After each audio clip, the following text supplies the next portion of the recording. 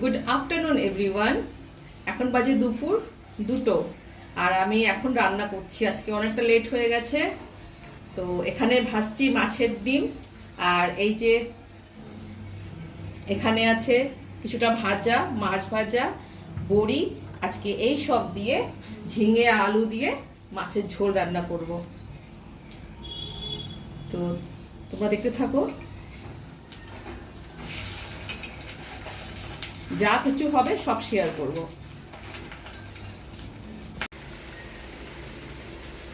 এর মধ্যে কালো জিরে ফোড়ন দিয়েছি, ঝিঙে আলু আর পেঁয়াজ দিয়েছি, আর কিছু দিইনি।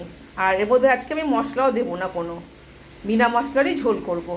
কারণ যা গরম পড়েছে, মশলা আমি খুবই কম খাই এত গরমে, তো এটা বিনা মশলারই করব, খেতে ভালোই লাগে। এ দেখো বেশ সুন্দর করে ভেজে নিয়েছি এটা ঝিঙে আর আলুটাকে।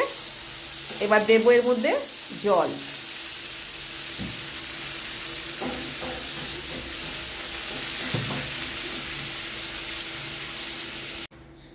এই যে জল দিয়ে দিয়েছি, একটু ফুটলে পরে তখন দেব মাছ আর ডিমগুলো। এই যে আমার ঝোল পুরো রেডি, এখন নামিয়ে ফেলবো। তো কেমন লাগলো আমার ভিডিওটা? ভালো লাগলে অবশ্যই একটা ফলো করে দিও, লাইক করে দিও। দেখা হচ্ছে আমার পরের ভিডিওতে। বাই।